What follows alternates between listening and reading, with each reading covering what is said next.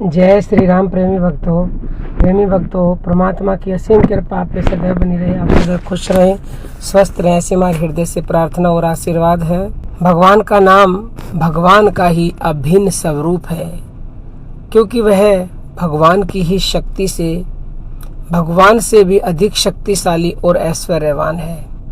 जैसे किसी महान वैभवशाली सम्राट को अपने खजाने की असंख्य धनराशि संख्या का पता नहीं रहता, इसी प्रकार नामी भगवान भी अपने नाम की अनंत गुणावलियों का पता नहीं रखना चाहते।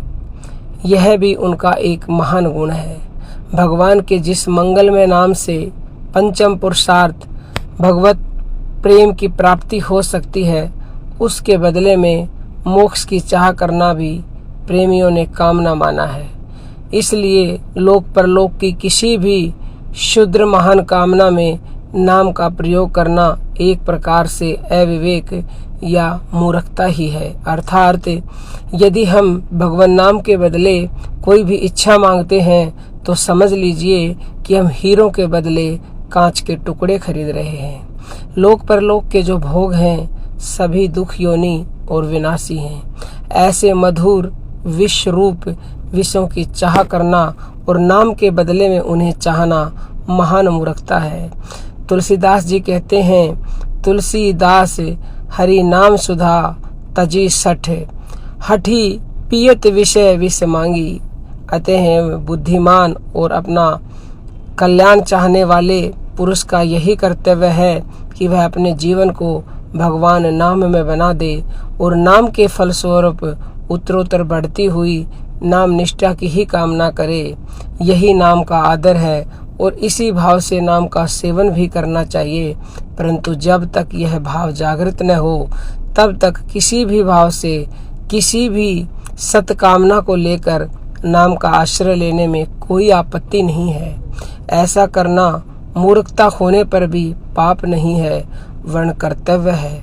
अवश्य ही जिसमें किसी दूसरे का जरा भी अहित होता हो और परिणाम में अपना भी अहित होता हो, ऐसे किसी कार्य की सिद्धि के लिए भगवान के नाम का प्रयोग कभी नहीं करना चाहिए।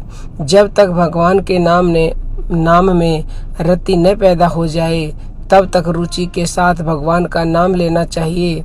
जब तक रुचि न पैदा हो तब तक भगवान के नाम का अभ्यास करना चाहिए और अभ्यास की दृढ़ता न होने तक अमोघ औषधि के रूप में भगवान का नाम लेना चाहिए। भगवान का नाम नित्य मधुर और दिव्य अमृत रूप है।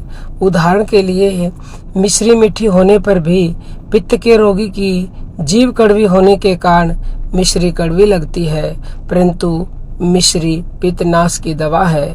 मिश्री के सेवन से पित्त का शमन होने पर जब जीभ का कालापन मिट जाता है तब मिश्री मीठी लगने लगती है, क्योंकि वह मीठी है।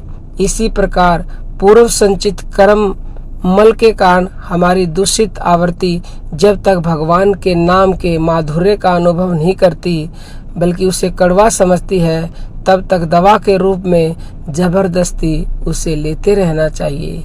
लेते लेते कर्ममल यानी कि हमारे पाप भस्म हो जाएंगे और ऐसा होते ही भगवान की सहज नाम माधुरी का स्वाद आने लगेगा। फिर आप चाहकर भी नाम को छोड़ नहीं पाओगे। परंतु यह स्मरण रखना चाहिए कि नाम का आश्रय कलयुग में सबसे बड़ा आश्रय है। इस एक ही आश्रय से संपूर्ण कामों में सफलता प्राप्त हो सकती है, सारे काम आपके सिद्ध हो सकते हैं। इसलिए नित्य निरंतर नाम का ही सेवन आपको करना चाहिए और जहाँ तक बने नाम का सेवन नाम प्रेम की वृद्धि के लिए ही करना चाहिए, किसी भी लौकिक पारलौकिक इच्छा की पूर्ति के लिए नहीं। नाम का फल अचिंत्य और अमूल्य है। उनकी वास्तविकता पर ध्यान न देकर उसमें भरे वास्तविक सत्य को ग्रहण करना चाहिए। नाम का जप जिस भी तरह से आप जानते हो, बैखरी वाणी से यानी कि आप वाणी से जप कर करें, उपांशु करें, मानसिक करें या फिर प्राण जप करें, बस आप जपें। जैसे भी जपना जानते हो। आप ये मत सोचो कि हमें तो ठीक से जपना नहीं आता। एक बार आपने जपना शुरू कर दिया तो बाकी का काम तो नाम अपने आप ही कर देगा, क्योंकि नाम में पाप नाश की स्वाभाविक शक्ति है। जिस प्रकार जब सूर्य भगवान उदय हो जाते हैं तो उन्हें कहना नहीं पड़ता कि आप अंधकार को दूर कर दो, स्वतः ही अंधकार दूर हो जाता है। ऐसे ही जब नाम आपकी जिह्वा पर आ जाता है तो नाम को कहना नहीं पड़ता कि मुझे सुख दो, शांति दो, मेरे पाप नष्ट करो, दुख दूर करो, स्वतः ही सब कुछ होने लगेगा। एक बार आप जपना शुरू कीजिए, जो भी नाम आपको मीठा लगता है, राम, राधा, सीता, कृष्ण, हनुमान जी, सब नामों में बराबर शक्ति भरी पड़ी है। लेकिन देखिए, कहने से कुछ नहीं होगा, आपको जपना पड़ेगा। अब नहीं तो कब जपोगे, उम्र बीतती जा रही है, क्या भरोसा देह का, बिनस जाए छिन माही, और श्वास श्वास सुमरण करो, और जतन कछु नहीं। तो उम्मीद करते हैं कि आप हमारे कहने से एक बार भगवान नाम जो कि अमृत है, अमृत है, हरि नाम जगत में अमृत है, इसे पकड़िए और निष्ठा पूर्वक पकड़िए और जप कर देखिए। एक हफ्ते के अंदर यदि आपको लाभ ना मिलने लगे, और एक हफ्ता तो बहुत ज्यादा हमने बता दिया, लाभ तो एक बार जिह्वा पर ये नाम आते ही होने लगता है। फिर भी आप एक हफ्ता जप कर देखिए, आपके जीवन में लाभ ही लाभ होने लगेगा।